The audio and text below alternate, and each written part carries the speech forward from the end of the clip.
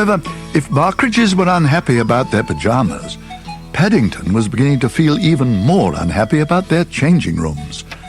They all appeared to be locked. But at long last he came to a door at the end of the corridor which seemed less tightly shut than the rest, and he gave it a push. Paddington wasn't sure what happened next. As he entered the room, there was a noise like thunder, and he suddenly found himself lying on the floor, surrounded by pots and pans. At first, he thought he must have gone into the wrong department by mistake. And then he caught sight of a screen and a mirror in a corner of the room. Paddington went behind the screen to change. It didn't take him very long, and as he peered at his reflection in the mirror, he decided he liked his new pyjamas very much indeed. Barkridges seemed to have thought of everything, for there was even a bed for testing them in. So he climbed in between the sheets and closed his eyes. Paddington was just about to fall asleep when he heard a rather strange noise. At first he thought it came from under the bed. It sounded rather like rain.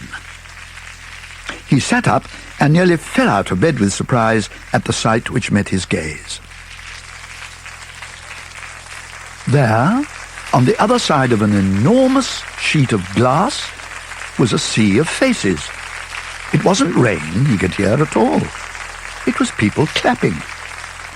"And what," said a man standing at the foot of the bed, "are you doing in our shop window, Bear?" "Your shop window?" repeated Paddington in surprise. "I thought it was a changing room." He suddenly wished he hadn't chosen such unusual pyjamas, for he had a nasty feeling he'd been spotted in more ways than one. As he climbed out of bed, a loud cheer came from the pavement outside. Paddington gave a bow and raised his hat several times. Then he turned to the man. He had a feeling he was in trouble again. "I'm afraid," he announced, "I must have taken the wrong turning by mistake."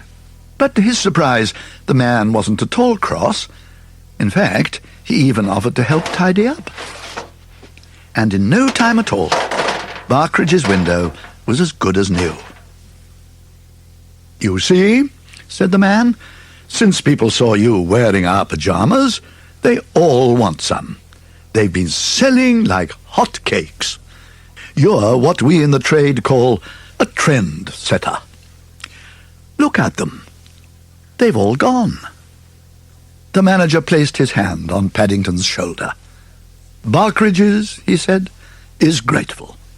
If there is anything you would like as a present—" Paddington's eyes gleamed. All the excitement had made him feel hungry, and he thought of asking for one of the hot cakes the manager had mentioned. Then he caught sight of the very thing he wanted.